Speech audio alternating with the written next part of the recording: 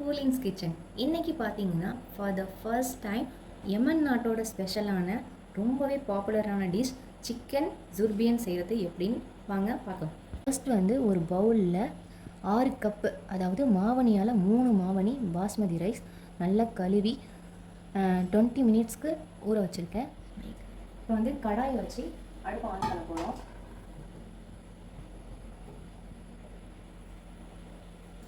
இப்போ பார்த்தீங்கன்னா கடாயில் வந்து நம்ம ஆயில் சேர்க்க போகிறோம். நான் வந்து இந்த ஸ்பூனால் மெஷர் பண்ணி 6 கப்புனால் 5 ஸ்பூன் வந்து எண்ணெய் ஊற்றிருக்கேன். கொஞ்சமாக வந்து பசுனை ஆட் பண்ணியிருக்கேன்.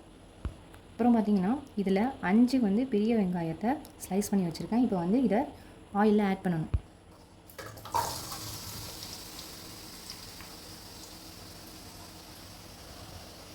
ஆனியனை நல்லா டீப் ஃப்ரை பண்ணணும்.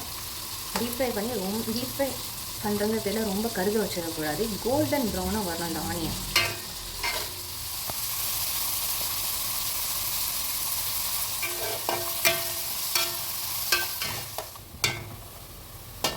வெங்காயம் புரிஞ்சு நல்லா பொன்னிறமாக வந்துருச்சு. இதை வந்து நம்ம வந்து ஒரு பவுலுக்கு ட்ரான்ஸ்ஃபர் பண்ணிடணும்.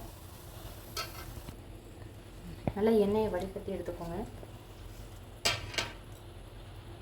ஒரு கப் தயிர் எடுத்து வச்சுருக்கேன். அப்புறம் இது பொரிச்சதில் அந்த வெங்காயம் வந்து முக்கால்வாசி வந்து பிளெண்ட் பண்ணிடணும்.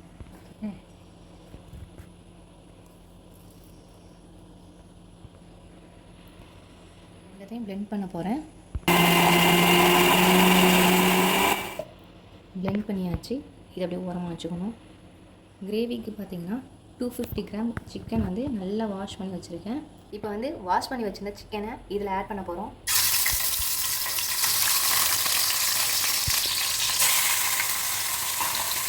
தேவையான ஸ்பைசஸ் பார்த்திங்கன்னா இதுதான்.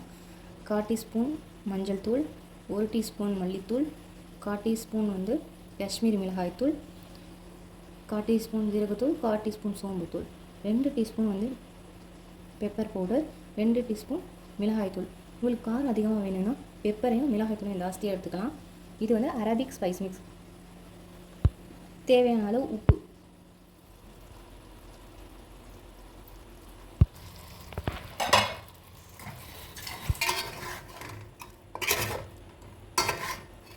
உப்பு ஆட் பண்ணுறேன்.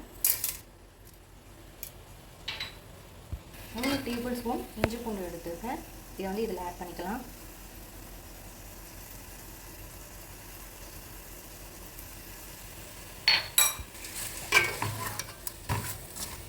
பொரிச்ச வெங்காயம் அப்புறம் வந்து தயிர் சேர்த்து பிளெண்ட் பண்ணதை இந்த கிரேவியில் சேர்த்துக்கணும்.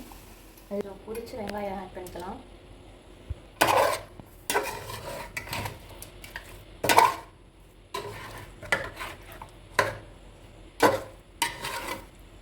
உருளைக்கிழங்க நாளாக கட் பண்ணி வச்சுருக்கேன். இதையும் இது கூட ஆட் பண்ணிக்கலாம்.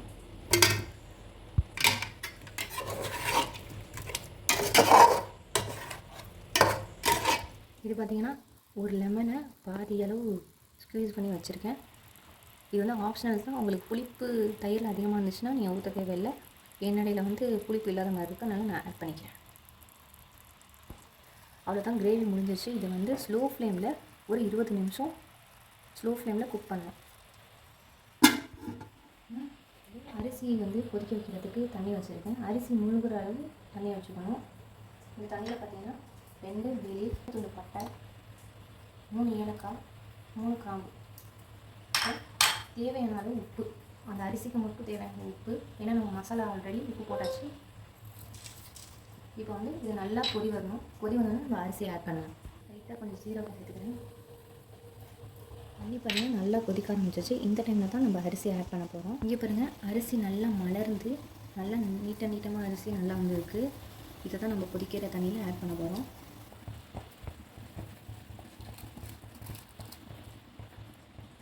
வேக்காடு வந்து 8லேருந்து 10 நிமிஷம் தான். ஒரு 70% வெந்தால் போதும். ரொம்ப வேக விட்டுறக்கூடாது. அரிசி வந்து குழஞ்சி வேணும். அரிசி வந்து 50% நல்லா குக் ஆகிடுச்சு. இதை வந்து இப்போ வடிக்கப்போம். பார்த்திங்கன்னா இந்த கிரேவிலேருந்து கொஞ்சம் மசாலா மட்டும் எடுத்து வச்சுக்கேன். இந்த கிரேவியில் கொஞ்சம் கொஞ்சமாக ஆட் பண்ண போகிறோம். நல்லா பூ போல் உதிரியாக இருக்குது.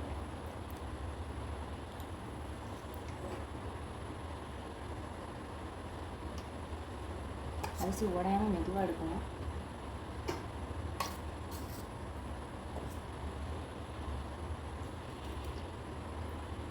எல்லா பக்கமும் ஸ்ப்ரெட் பண்ணி விடுவோம் நல்லா.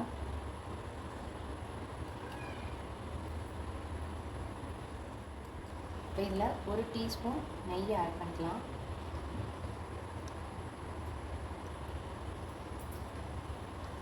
வச்சுன மசாலாவை இதில் ஆட் பண்ணிக்கலாம். லேயர் பை லேயராக ஆட் பண்ணுறேன்.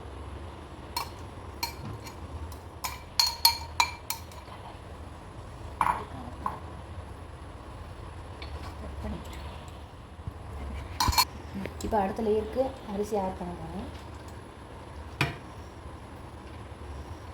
1/4 டம்ளர் தண்ணியில் சாஃப்ரானை ஊற வச்சு எடுத்துருக்கேன். ஃபுட் கலர் யூஸ் பண்ணாமல் இது யூஸ் பண்ணோன்னா ரொம்ப நல்லாயிருக்கும்.